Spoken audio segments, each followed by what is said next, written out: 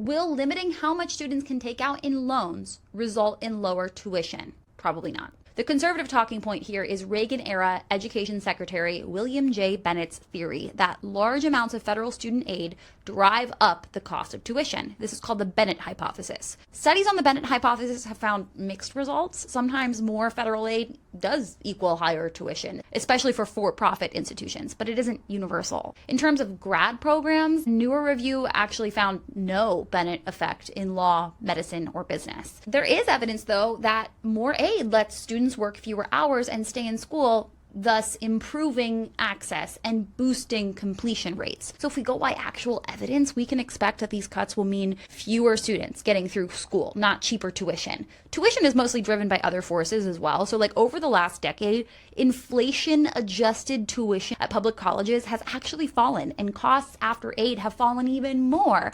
That's like net costs, they call it. This largely due to increased funding and institutional cost control, not loan caps.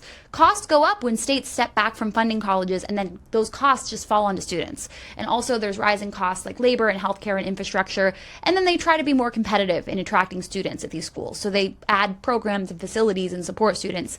But federal loan caps don't change any of that. They just change who can afford to pay.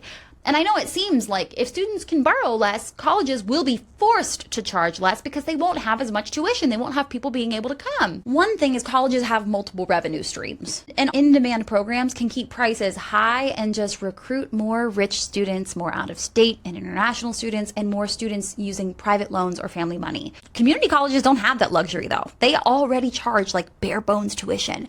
So if their students suddenly can't finance school, they just are likely going to have to cut enrollments or programs or services. Education leaders are already warning that cuts to Pell and loan eligibility would hurt economic mobility. That's like the ability to go back to school and get a better job because you have a better degree or whatever, you have an advanced degree, especially in states like California, where half of undergrads rely on Pell. And in Texas, community colleges are already kind of modeling out what it'll look like if thousands of students are unable to attend school now because of this bill. So far, we're not seeing colleges be like, oh, I better lower tuition costs. It's more like, oh, we need to beg for private scholarships and prepare for enrollment drops. And the Trump administration is capitalizing on that by being like, hey, we're only going to give you certain federal funding if you play ball. Hey, if you sign this loyalty oath, we'll give you prioritized funding. It's like very... And of course, pushing students to riskier private loans with worse terms is just way better for the establishment.